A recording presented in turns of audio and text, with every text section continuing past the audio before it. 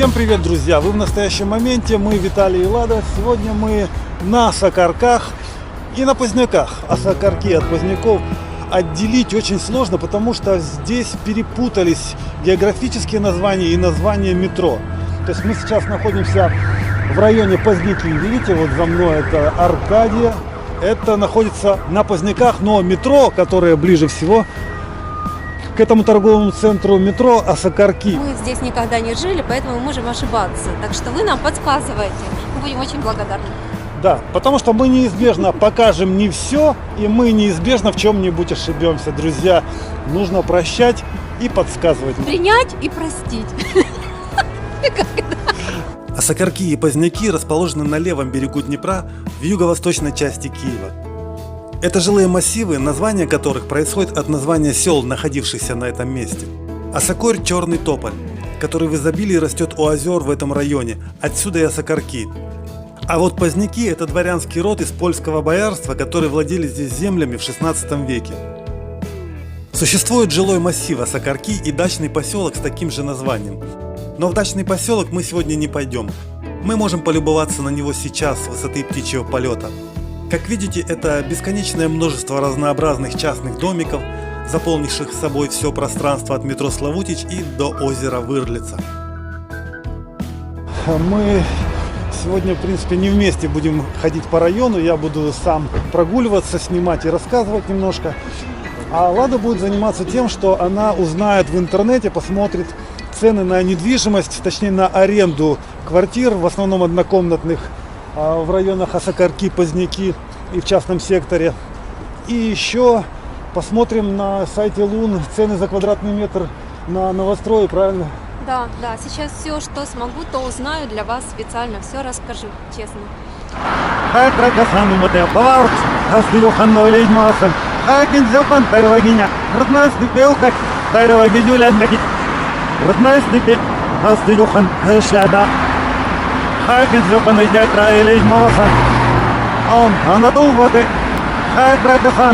Вы прослушали очень важную секретную информацию. Кто расшифрует, тот будет знать все. Проспект Николая Бажана является разделительной чертой между Осокарками и Поздняками. Если заезжать на левый берег по Южному мосту, то Осокарки будут по правую сторону, а Поздняки по левую. В целом, это очень развитые и современные районы, в которых есть все, что нужно для счастливой и полноценной жизни. Разве что иногда воздух портит расположенная сравнительно недалеко бортническая станция аэрации. То есть очистные сооружения городских канализационных стоков. Станция находится ближе к метро Харьковской и при северном или северо-западном ветре напоминает о себе во все форточки жилых домов не очень приятным запахом.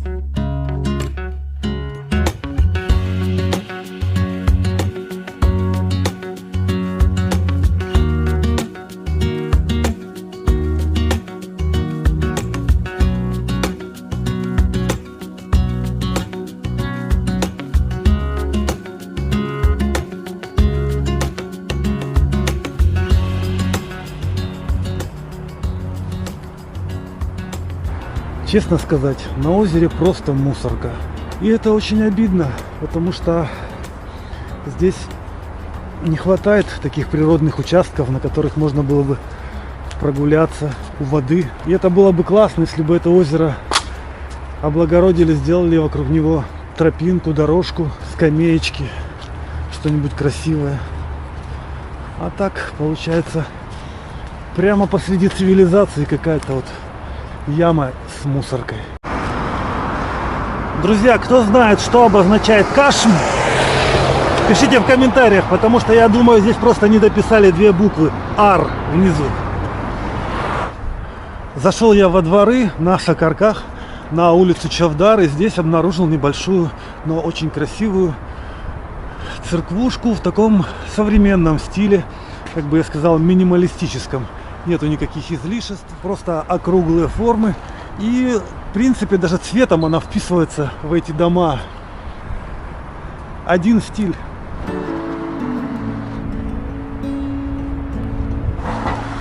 Такой вот праздничный после новогодний курс валют около метро. Drive the same roads every day. We both get there our own way. Thistle and an apple tree. How different two souls can be. But we both. Торговых центров, торговых рядов, супермаркетов и даже гипермаркетов здесь хватает. Проблема с парками, их просто нет. Один единственный парк Поздняки, который затерялся среди проспектов, это не считается. Вся надежда на озера и клумбы. Озера когда-нибудь почистят, а на клумбах, возможно, вырастут деревья. Сейчас я рядом с метро Поздняки, и поскольку я сегодня без машины, воспользуюсь общественным транспортом для того, чтобы перемещаться по этим районам, по Сокаркам и Позднякам. Вот здесь у нас такой большой транспортный хаб, остановка маршруток, которые идут в разные стороны. А мне же нужна вот 475-я маршрутка, меня может подвезти.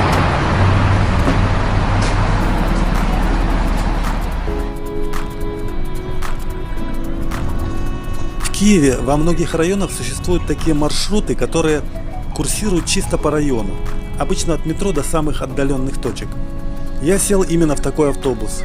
Конечно, при желании можно даже с улицы Сдолбуновской дойти пешком до метро, но на это уйдет не меньше, чем полчаса. Сейчас я хочу подъехать до улицы Анны Ахматовой, чтобы показать вам любопытное соседство. Все эти многоэтажные дома были построены там, где раньше было село, где были частные дома с участками, огородами, козами, курами, и не все они согласились продать свои домики городу под застройку новых кварталов. Некоторые из них сопротивляются до сих пор, в результате чего они очутились внутри каменного мешка.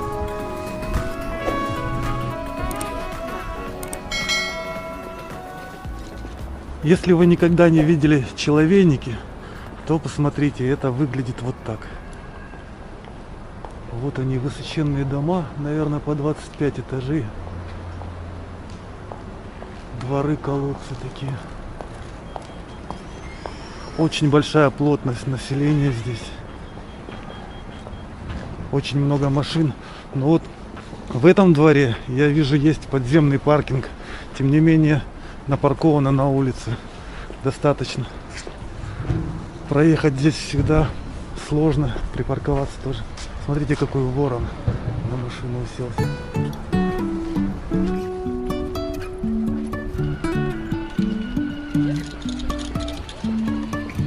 Друзья, я проник в один из подъездов в доме на улице Анны Ахматовой для того, чтобы зайти с высоты, показать вам интересную особенность местной архитектуры. Вот смотрите, высотки, дома, вот отсюда хорошо открывается вид на весь микрорайон. Как бы все нормально, все хорошо, но вот теперь смотрите вниз, а там прямо среди двора стоят частные маленькие домики такие, причем старенькие, захудалые, и в них живут люди. И они еще находятся в низине по сравнению с уровнем двора общего. Вот такое вот нестандартное соседство здесь. Прям посмотрите, сарайчик какой-то стоит. Вот он дом, новый большой.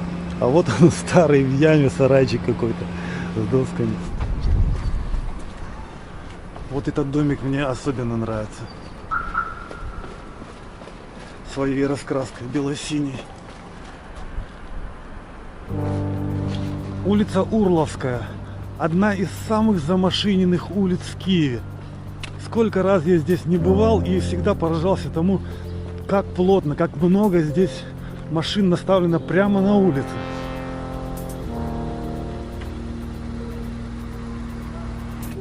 Машины, машины, машины. Сплошные машины стоят прямо на тротуаре. А куда им еще деваться? Его уже пришло, старшая внучка уже в садике 2-й год. То есть государственный садик без проблем можно устроиться? Да, в электронном виде регистрируетесь и по месту жительства и все. Ага. Спасибо большое. Так, спросил сейчас у местных жителей, что это. Сказали, это школа. И со школами здесь нормально. Там дальше сказали, еще одна школа, я ее даже вижу. Здесь есть детские садики, тоже их хватает. Сказала женщина, что даже в государственные садики можно без проблем устроиться по электронной очереди, дождаться своей очереди и принимают детей в садики. То есть, несмотря на то, что здесь очень большая плотность населения, вроде как вот в данном микрорайончике на улице Урловской, мне сказали, все в порядке с этим. С другой стороны, в интернете полно информации о том, что садики и школы переполнены, а новые не строятся. Зато на каждом свободном кусочке земли появляются новые высотки, а значит и новые жители. И чтобы выяснить правду, я прошу откликнуться тех людей, которые здесь живут и знают, как обстоят дела на самом деле. Друзья, пишите в комментариях, какая на самом деле сейчас ситуация со школами, детскими садами и больницами на Поздняках и Осокорках.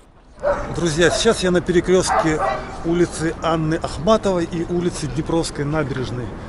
Здесь я давно не был и удивлен тому, как много здесь появилось новых зданий, в особенности торговых центров. Это место, в принципе, не узнать. Огромный River Mall вырос здесь.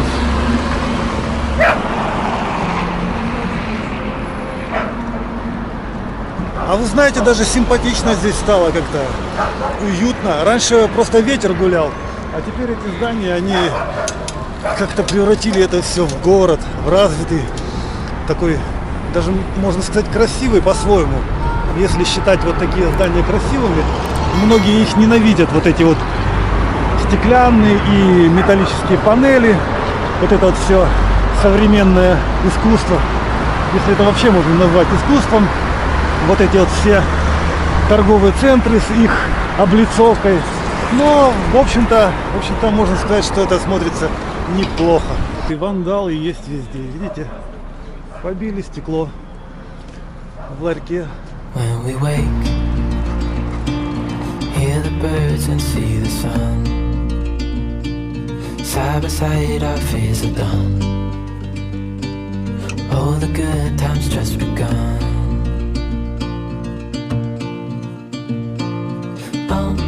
We know what we have, let's hold on tight. Found what we're looking for in life. Call us crazy, but things are finally right.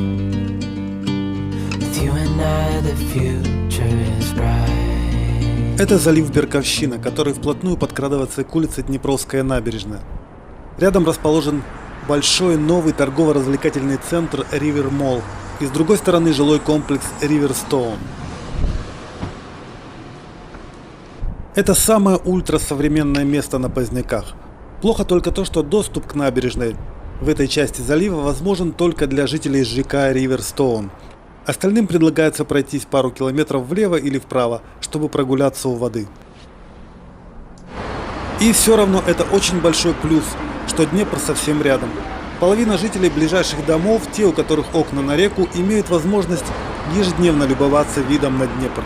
Более того, в хорошую погоду отсюда даже можно видеть купола Лавры. Несмотря на то, что новых домов здесь очень много, строящихся жилых комплексов в районе станции метро Осокорки и Поздняки всего 6. И из этого списка мы вычеркиваем ЖК Патриотика, потому что продажи в нем приостановлены. Вот краткие сведения о ценах на квадратный метр, которые просят застройщики, и ориентировочные цены на квартиры на стадии строительства. Все эти жилые комплексы уже имеют сданные в эксплуатацию дома и дома, которые строятся. Сведения взяты нами с сайта Лун.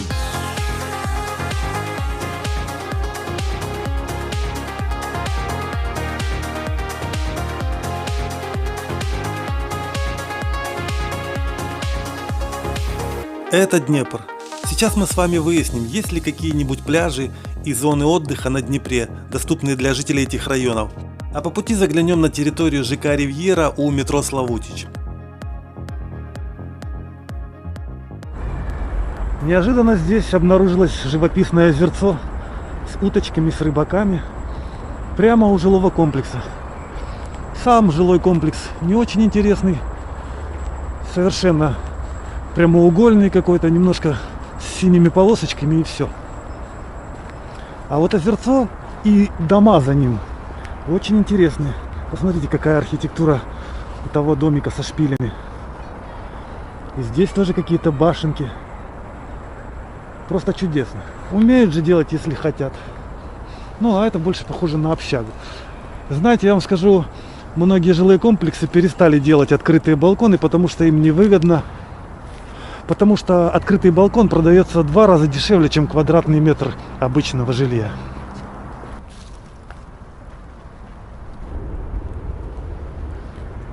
А вот так выглядит частный сектор в начале дачного поселка Осокорки. Вообще на территории поселка очень много маленьких и больших озер и каналов, разнообразных живописных мостиков, домов с причудливой архитектурой, кто во что горазд. А это наш Инстаграм. Подписывайтесь и смотрите фотографии с тех мест, в которых мы бываем. Друзья, мне было интересно узнать, есть ли на Осокорках пляж на Днепре, чтобы можно было летом купаться, отдыхать здесь, загорать. И он есть, оказывается, прямо возле моста. Вот видите, это Южный мост. По нему ходит метро, кстати, от станции Выдубичи до станции Славутичи. Дальше Осокорки, Поздняки, Харьковский, Бориспольская и все остальное там. И вот здесь такой пляжик песчаный. И широкие пляжи. И даже есть и передевалки вверху, там какие-то домики, видно, какая-то небольшая инфраструктура для отдыха существует. А здесь вот для спортсменов и всяких качков есть даже тренажеры. Старенькие, железные, но все-таки тренажеры. Можно приходить и заниматься здесь, накачивать мышцы. Видите, как старались люди, уже погнули даже штангу. Вот какая-то самодельная штанга из бетонных. Бутылки были, баклажки пластиковые, залили бетоном и сделали из них штангу. Ну, в общем, брусья и все остальное. А вот посмотрите, что я здесь обнаружил для себя лично. Раньше никогда не замечал этого. На мосту есть речные светофоры.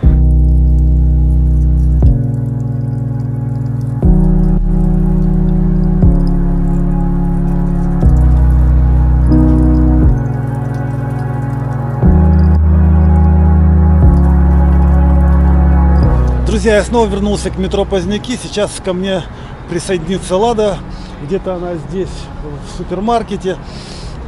И она расскажет нам про то, что она узнала про аренду недвижимости. Сейчас спросим. А, вот и Лада. Ну что, привет. Привет. Давай вот здесь остановимся. В общем, обзвонила я кучу сайтов и обзвонила всех риэлторов. В общем, выяснила я, что в этом районе самая дешевая квартира стоит 6 тысяч гривен в месяц. Но эта квартира, опять-таки, очень далеко от метро и без ремонта практически. Вообще в этом районе все дома новые, новый район, и квартиры все, в общем-то, дешевых очень мало. Квартиры начинаются от 10 тысяч гривен до 15, но квартиры хорошие, с ремонтом, в новых домах, в новых районах. Вот. А если уже сильно дешевая, вот как за 6 тысяч, это уже получается там даже плитки нету в санузле. Ну, вот такие вот цены. Еще можно снять квартиру в частном доме. Опять-таки, это далеко, 20 минут до метро, это будет стоить где-то 8,5 тысяч гривен в месяц, частный Тоже сектор. не дешево, тебе скажу. Ну, как бы да. Ну, можно снять 6-8 тысяч, это далеко от метро, плохой там ремонтик какой-то, что-то такое. Вот так. Вот такие вот цены, друзья, в этом районе.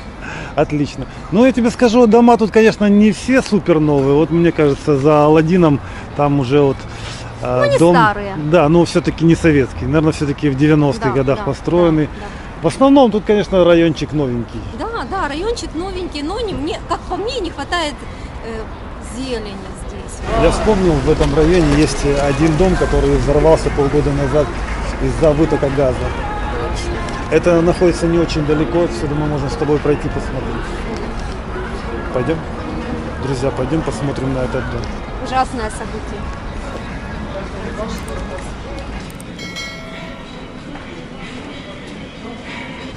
Друзья, вот дом, который взорвался в результате вытока природного газа полгода назад, 21 июня 2020 года на Осокорках, недалеко от эпицентра, на улице, на улице Соломеи Крушельницкой. Ты видишь, что творится? Разобрать дом, наверное, сложнее, чем его построить. Жесть. Даже шкафчики остались людей, вот на стенках висят полочки людей, которые там жили. Ну да, это же совсем недавно, это же не то, что там покинутый какой-то дом. Стоял себе ровненько. Потом бац, в один момент снесло 4 этажа сразу. 4, представь, не верхний причем. 9 этаж завис и висел. Потом его только разобрали вот работники. Это уже полгода разбирают дом и не могут разобрать. Все потихоньку. Печально, конечно. Печально. В общем, вчера я здесь дроном снимал видео, когда не было этих рабочих. Я летал здесь дроном. И можем посмотреть сейчас это видео. Взрыв произошел в воскресенье в 10 часов утра. Обычно в это время люди находятся дома. Были разрушены 4 этажа с 5 по 8. Погибли 5 человек. 5 серьезно пострадали и 23 человека были эвакуированы. Разрушено 16 квартир, повреждены 40 квартир, в которых зарегистрировано 125 человек.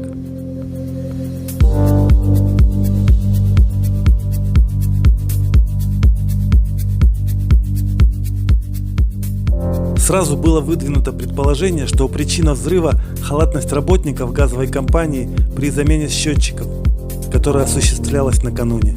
И до сих пор эта версия не подтверждена и не опровергнута. Пострадавшим жителям государство пообещало денежные компенсации и предоставление равноценного потерянному жилья.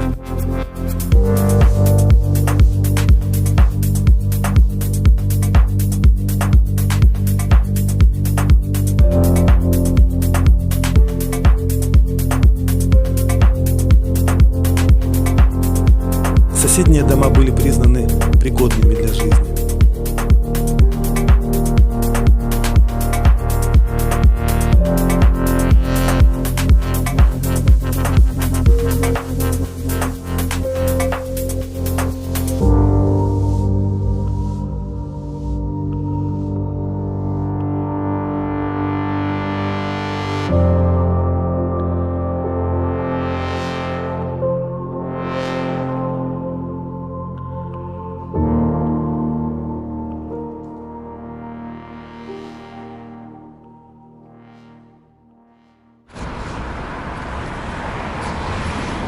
По кофейку?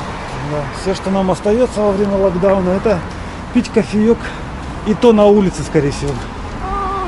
Выдача сакана. Вот отсюда. Добрий день. 2 кави, будь ласка. Американо з молоком. Стандартний, маленький. Маленький стандартний по 2 цукру.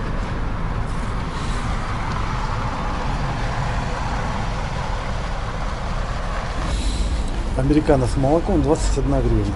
Да? И вкусный американо, но на улице пить приходится, да? Тут можно было бы и присесть.